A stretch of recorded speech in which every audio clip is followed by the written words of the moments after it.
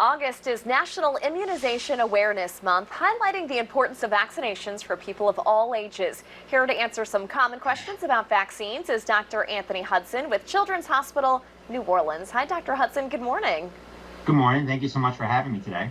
Thank you for joining us. All right, so first I want to talk about the COVID-19 vaccine. Some parents are hesitant to get their children vaccinated. Is the vaccine safe? The short answer to that is yes. But I would like to emphasize that vaccine hesitancy is very normal, and it has existed since the beginning of vaccination. And I think parents should ask their pediatrician all of their questions and concerns before proceeding with the vaccine. But yes, the vaccination is safe. The risk of complication from the vaccine is far smaller than complications from the COVID virus itself.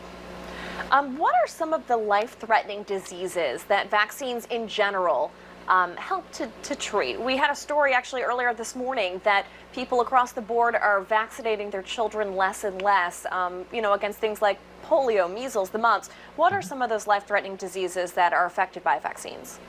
So historically, vaccinations started because of the smallpox virus, which has been a plague on humans since the beginning of time, essentially. But now today, we immunize young children up to 14 different illnesses, including some of the ones you mentioned: measles, polio, SARS-CoV-2 today. Tetanus is quite a common one that people refer to. But yes, up to 14 diseases are preventable with standard vaccinations today. What are some of the common side effects with vaccines?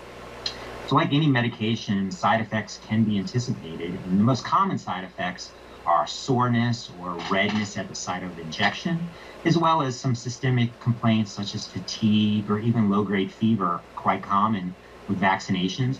And certainly you can address your pediatrician when any of these complications are being met, and things such as a cool compress at the site of injection can help with redness, or even just a dose of Tylenol can help with fatigue and body aches and fever. Gotcha. There is the thought that, I don't want to get, the flu vaccine, for example, because it might give me the flu. It might make me sick. Is that true? So again, I'd highlight that vaccine hesitancy is very normal and has always existed. Getting the flu virus from the flu vaccine is not necessarily correct, but I do think there is a sliver of truth in that, again, having the vaccination can cause some systemic side effects such as fatigue and low-grade fever, which are have some overlap with the flu virus and the symptoms you have when sick with the virus itself. But no, you are not actually sick with the flu at that time. Gotcha. There is a myth that vaccines cause autism. Can you kind of get into that a little bit? Sure. So the myth stems from a 1998 study published by a physician in the journal Lancet, which tried to connect the MMR vaccine with autism. There were several problems with this study, including the study was only on 12 individuals. It was a very small sample size. It was an uncontrolled study.